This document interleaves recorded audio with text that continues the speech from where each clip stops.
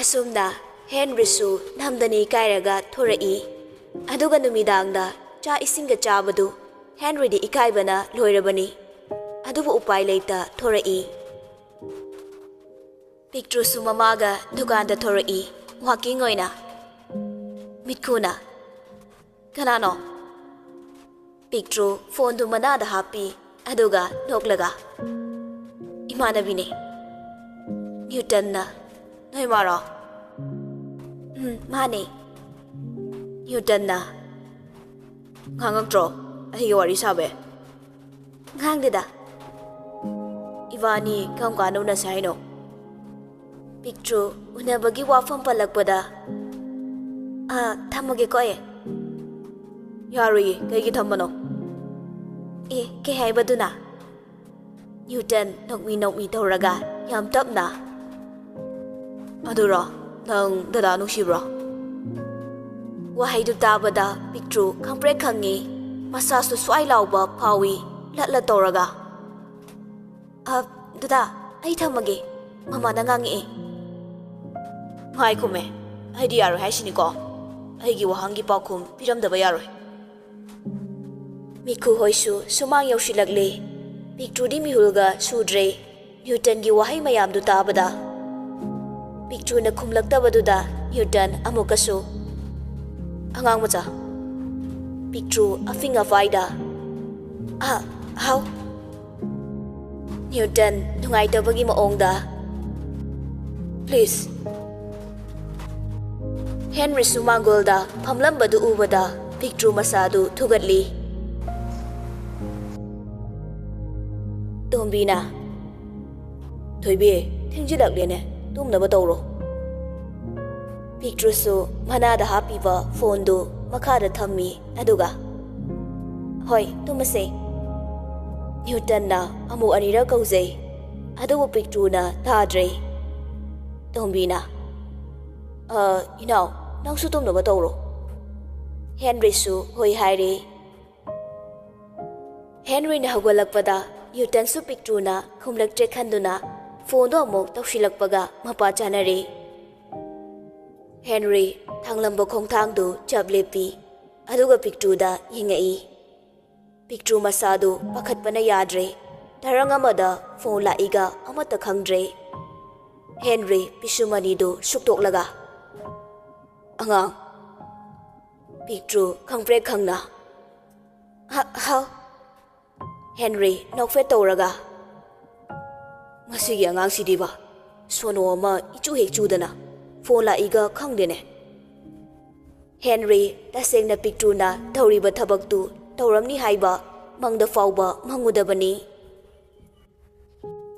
Picture su phone du oklaga wangang ge tawi adubu Newton na yam nungai tana angang aina asuk thamoi singna harise nang kemta tararoidra ai nangbu yam nungsiye sak unadrabasu aigi thamoi sina nangna tabakana agumamta yenge khalude Picture haifam khangdana mamaidu nali aduga yam tapna sir nati dada ai thamage Newton Picture na hairibadu khenda tadi loisinde khonjel nikna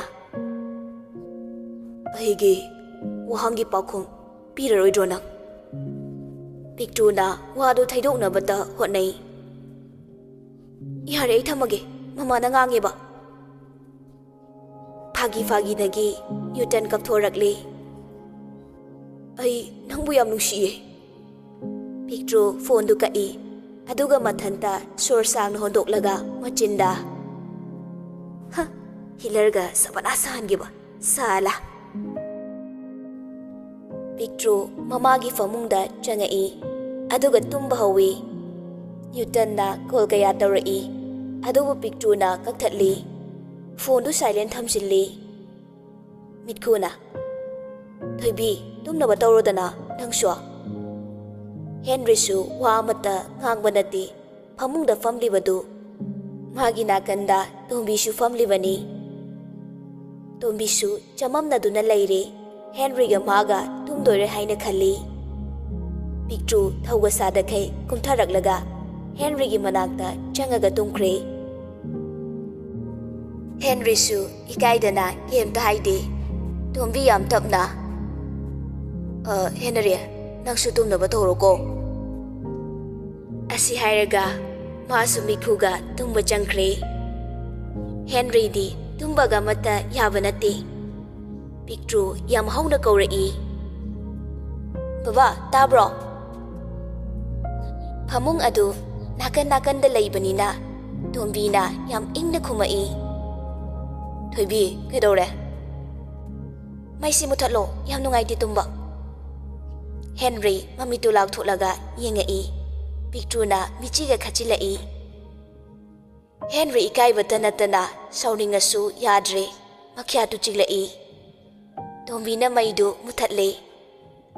Henry su kharadi gyan tare. Sordu sang hondoi. Aduga cheptharaga. Tombi khoirom di yengai. Mai mutlabanina amata udre. Henry nofet ka tawrai. Aduga Pictru bu marai. Pictru di kachinda changlaga lai. Henry na changsilaga Pictru bu konsilai. Pictru na kaino sorphule. Henry Pictru gi machindu mensili. Aduga mana manakta changsilaga. Yam tapna. Yam ngangningbra. Nachindu toigira. Si hairaga Henry su tumthakre. Somda Pictru di message ta kana thanaribani. Newton text ta tharai. Nangsa yam phatte ko. Migi awaba khangbide. Pictru reply da. Yare da yam hausanu ko. Adugi wado puthorakano ba. Newton reply da. Nang fazana angang oiri haiba aisu khangi. Adubo aidi nangbu pokpa yani ko. Pictru sunok ningle Newton gi wahaidu amuk reply tawshili. Aingonda nushiba kaina ihare taningde. Aigi sulaijai ko. Handaki Pictru gi message to ubada Newton phagi oina ubagi wani. Masadu nungaitabana loirabani. Aishi nangine haibada matak yam chadabra. Pictru na reply hange tawbada Henry na phone do mulli. Aduga message to kharapai. Henry thanariba message to ubada ngakna ping launa sagot ke tawi maya chiglaga. Ngasaidagi nang Henry wado chablepi. Ngangubada matang chadi khanna tumina lay. Pictru di pakhatpana masadu thak niglabani. Henry sauningna phone du Pictru gi makhutapi. Aduga mamaidu laithoklaga tumkhre. Pictru pakhatna phone du thammaga Henry da konsilli. Somda Henry di kappaga leirammi. Pictru waga ngangde. Makhutuna Henry gi mamaida mabada kapi haiba khangli. Pictru su mana tawribadu lali haiba khangaba mali. Changsilagi Henry da chetna koli. Henry su sauraga Pictru bin thorai. Pictru yam tapna kaungangda. Ai lale. Nang dai ngonda khalido. Ai tawdi. Henry tombi khoi takrani khanduna yam tapna. Yari to oba. Baba khoi tani. Henry masadu longaga tumibani. Wakhaldu waraba mali. Sorsangna holaga leiri. Henry gi mamaidu mangonda onsilali. Henry di sum laithoi. Pictru kapladuna. Kaka, imaga koina di. Maram amagi mahabusana bani. Henry yam tapna. Nang da isha. Phagi farang dongna ubra. Kayo ino eh. Kaka, sorry. Ay matungda tauraroi. Parise. Baba khoi tani to. Mingonda sanari do. Matungda tawgano. Kaka na pahamdaba thabok ni. Pictru kappaga. Kaka, sorry. Ay lali ba? Ay matungda tauraroi. Kaka na pahamdaba amata tauraroi. Henry phone do da yengi. heavy data thava number do block pi aduga message to loina lawthoi number ga loina ka I picture tapna kaka kaigi message lawthoi no message sina maram oiraga block friend oiraga so noyani naksinarakani ngasidagi Facebook paiba yararoi picture so mana tawruba duna wangang mangamdre hoi haina leiri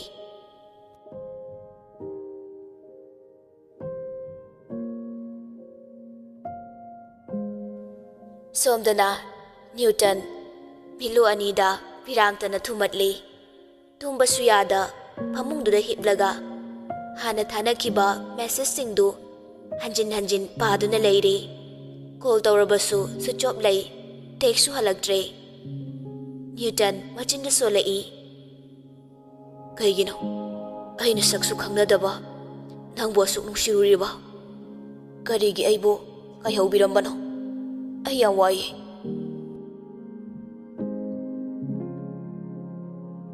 asumna ahing du haukre mathangi numit ni Henry su office na batawri nang school charurano mamaga fazana layo tombina nate inaw yanida aiga chaluge nang horen punna lao mitkuna hoida aduna faniye picture su mayam na haiman badagi loishilli kaka ai vendi kamai toba ngasidi aiga chatse mina uradi Henry nokfet tawraga phagi oina hairei ikaira aigi nupine na khannena picture paitholaga kei haibaduna loire kaka na tawraga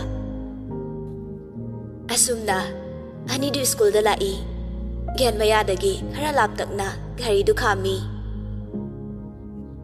picture so proper kumtharai Henry su gari du 1000 kre picture na leithorakpada Newton leptuna lerami picture masadu swai lawi koktagina ton phauba makhong du thangaga chatpa ngamdre Newton gi tungdana thembina lepadu ure picture gi wakhalda thembina haidokre haina khalli Newton gi sakfam do yam sauba sumali picture gi manakta proper blai picture mana tawkiba mayam do khangkre khanbada masadu kainom tawri haina picture gi manak yausilagli picture di kibaga pakhatpaga anisina makhutuna magi skatu yam kanna paishinduna leiri Newton na wangangi haiduna maya he karakpaga picture su maron mari sudana aina nate Newton ngakna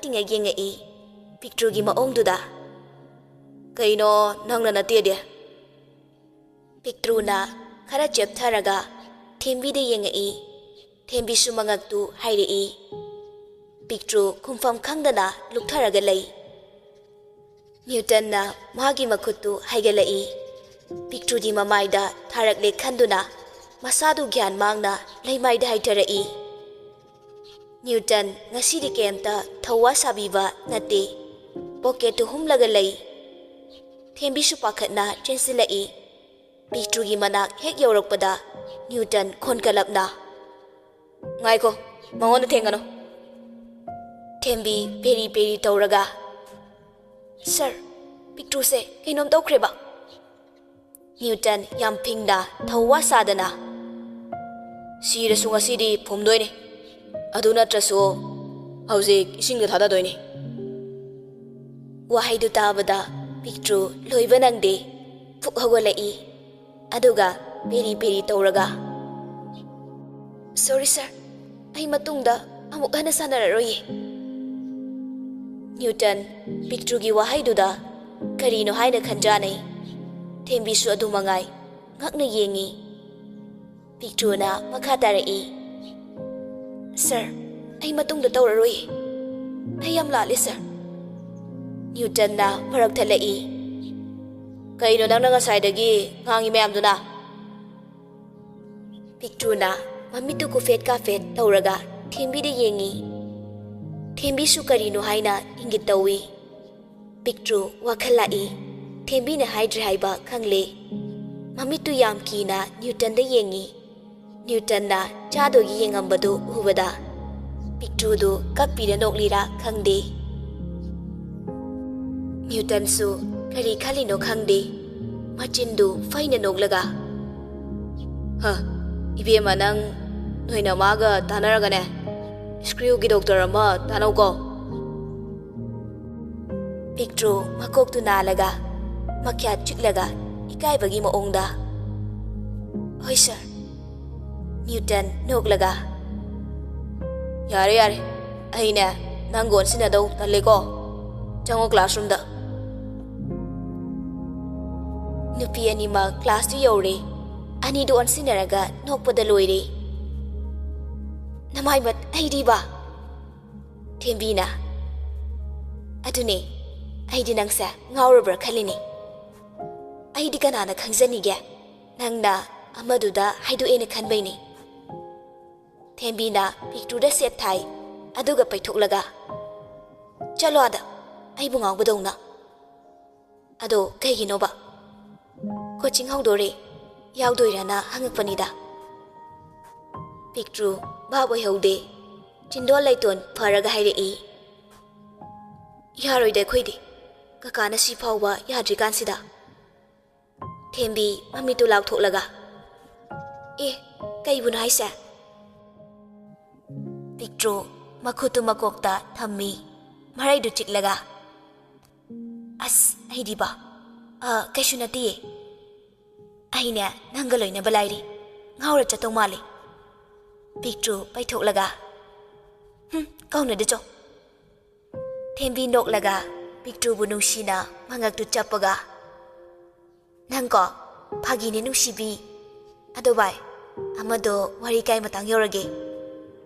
ꯄꯤꯛꯇ꯭ꯔꯨ ꯃꯊꯥ ꯁꯥꯅ ꯉꯔꯥꯡ ꯊꯣꯛꯈꯤꯕ ꯃꯌꯥꯝꯗꯨ ꯂꯣꯏꯅ ꯇꯝꯃꯤ꯫ ꯊꯦꯝꯕꯤꯗꯤ ꯅꯣꯛꯄꯗ ꯂꯣꯏꯔꯦ꯫ ꯑꯁ ꯗꯁꯥꯅꯤꯍꯦ ꯅꯣꯏ ꯀꯀꯥꯅ ꯐꯣꯟ ꯑꯗꯨꯝ ꯆꯥꯏꯈ꯭ꯔꯦ꯫ ꯄꯤꯛꯇ꯭ꯔꯨ ꯁꯨꯛꯊꯔꯒ ꯐꯣꯟꯗꯤ ꯈꯔ ꯈꯔ ꯌꯥꯏꯌꯦ꯫ ꯑꯌꯥꯕꯤꯅꯤꯅꯦ ꯅꯣꯏ ꯀꯀꯥꯗꯣ꯫ ꯑꯗꯣ ꯅꯪꯗꯤ ꯀꯃꯥꯏꯅ ꯇꯨꯝꯃꯤꯉꯩꯗ ꯐꯥꯔꯤꯅꯣ? ꯀꯥ ꯊꯣꯡ ꯂꯣꯜꯂꯒ ꯇꯨꯝꯕ ꯌꯥꯗ꯭ꯔꯣ? ꯄꯤꯛꯇ꯭ꯔꯨꯅ ꯌꯥꯝ ꯍꯩꯊꯣꯏ ꯁꯤꯡꯊꯣꯏꯅ ꯈꯨꯝꯃꯛꯏ ꯑꯗꯨꯔꯣ ꯑꯩꯅ ꯇꯨꯝꯃꯤꯉꯩ ꯃꯥ ꯆꯪꯉꯛꯏꯅꯦ ꯑꯗꯨꯒ ꯐꯣꯟꯗꯣ ꯃꯨꯠꯂꯤꯅꯦ꯫ ꯑꯩꯁꯨ ꯀꯅꯥꯅ ꯈꯪꯅꯤꯒꯦ?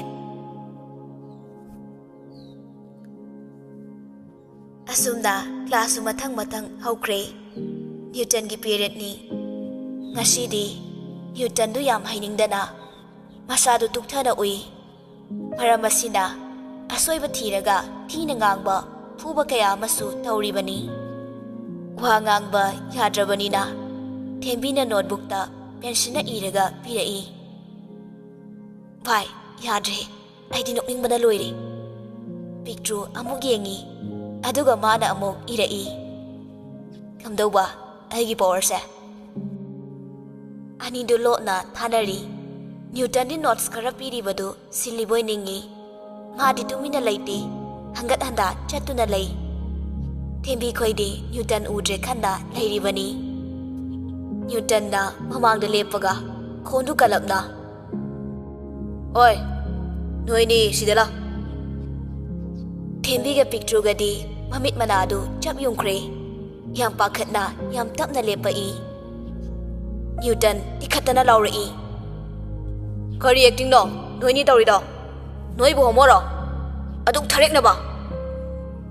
ꯊꯦꯝꯕꯤꯒ ꯄꯤꯛꯇ꯭ꯔꯨꯒꯁꯨ ꯀꯤꯗꯨꯅ ꯄ꯭ꯔꯞ ꯊꯣꯛꯂꯛꯏ꯫ ꯅ꯭ꯌꯨꯇꯟꯅ ꯅꯣꯠꯕꯨꯛꯁꯤ ꯄꯨꯔꯛꯎ꯫ ꯄꯤꯛꯇ꯭ꯔꯨꯅ ꯆꯠꯂꯒ ꯂꯧꯏ ꯑꯗꯨꯒ ꯄꯤꯔꯛꯏ꯫ ꯅ꯭ꯌꯨꯇꯟ ꯃꯣꯏꯅ ꯏꯔꯝꯃꯤꯕ ꯃꯌꯥꯝꯗꯨ ꯎꯕꯗ ꯄꯤꯡ ꯂꯥꯎꯈ꯭ꯔꯦ꯫ ꯈꯔꯅꯒ ꯈꯣꯏꯔꯥꯡ ꯈꯣꯏꯁꯥꯎꯅꯕꯒ ꯍꯦꯟꯅ ꯃꯩ ꯍꯥꯞꯂꯔꯦ꯫ ꯅ꯭ꯌꯨꯇꯟꯅ ꯌꯥꯝ ꯁꯥꯐꯨ ꯀꯟꯅ ꯄꯤꯛꯇ꯭ꯔꯨꯒ ꯊꯦꯝꯕꯤꯒꯒꯤ ꯃꯃꯥꯏꯗ ꯅꯣꯠꯕꯨꯛꯇꯨꯅ ꯀꯟꯅ ꯊꯥꯖꯤꯜꯂꯤ꯫ ꯑꯅꯤꯗꯨ ꯆꯩꯅꯥ ꯈꯥꯡꯕ ꯉꯝꯗ ꯃꯃꯥꯏꯗꯨ ꯅꯥꯜꯂꯒ ꯂꯩ꯫ ꯅ꯭ꯌꯨꯇꯟ ꯃꯌꯥ ꯆꯤꯛꯂꯒ ꯑꯁꯥꯎꯕ ꯄꯨꯝꯕ ꯍꯩꯊꯔꯛꯏ ꯅꯣꯏꯅ ꯁꯤꯗ ꯂꯥꯛꯏꯁꯤ ꯀꯩꯗꯧꯕ ꯂꯥꯛꯏꯅꯣ? ꯑꯗꯨꯛ ꯏꯔꯥꯡ ꯐꯂꯥꯡꯗ ꯉꯥꯎꯔꯒ ꯆꯠꯂꯣ ꯅꯌꯨꯝ ꯄꯥꯟꯈ꯭ꯔꯣ꯫ ꯅꯣꯏꯅ ꯂꯥꯏꯔꯤꯛ ꯇꯝꯃꯒ ꯀꯩꯕꯨ ꯑꯣꯏꯊꯣꯛꯇꯣꯏꯅꯣ? ꯀꯥꯟꯅꯔꯣꯏ ꯁꯦꯜ ꯇꯤꯡꯅꯕꯅꯤ꯫ Adugi saru tharoi khungera lau kungera tawro aduga nama napa nungaina thamo natraga nayung pan gi supan ko noi ama mi oidrabasu nacha na sududi mi oina basemo Newton gi adu kallaba wahai mayam du tabada pictru miludagi pirang sintherai thembi su kapalepte khang mangamdraduna hek hek launa kapa ibani tasengna moina kaplibadu nabagi nate Newton gi kallaba wahai duna kaplibani Newton na makha tarai noine lairik tamaga thi lauraga chana bani ko noidi namana paw hange mulhange haina poku machani isai sakpa tamgera natraga fi saba tamgera tamo oiroidaba mafam dadi changano Newton su ngangba yaba nganglaga pictuga thembigabu changankre belta aduna Newton su thokre pictu di kapatokre mathwai di nungaizade thembi di khaluraga hena mathwai nungaitana kapi pictu khonje nikna bhai yare se to mana sumai ngangaga aikhoin hekta tawgadra mawa lawde huran bi hekman ke madum tawzani thembi kapladuna ngasi sarna hairiba mayam do loina chummi aikhoi se ima ipa wana ba pokpu machani yare ba wathi tawno break ki matamni mayam du loina thokna duna langnari khara mana achapot chari picture ga thembi ga su thorai mamit manadu ipom pomi James na noi ani di ngasai class manungda shooting tawkre na daida picture pikli ba khu pictuga changsilaga James ki makhomda thokaushili na thora James na bana makhongdu thagalaga chongi aduga ayo hinjabi koi nu pino sibo picture makhwangdu melaga ki da tawnu khangaba hauzik hinjabi aina ne nang machet setlaga chadoini James sounding na ibi manang nawaga phangdong nate saktu naga chanaba yaroi picture noklaga phare kaino hoi matau tomjong ne nabe ma thembi gi matau thembi mathwai naga nungai dabane mapi nobaga kapthorai yare amta taning di aing ayakta tumina laige asi hairaga prab chatkre picture su tanakre James ngakna thembi phagi tawbane ngai khome as Johnny na kaino da James kayamu hairino James mamitu khani yengaga nafsilakane sakto asiga khomnam fokok triba nangna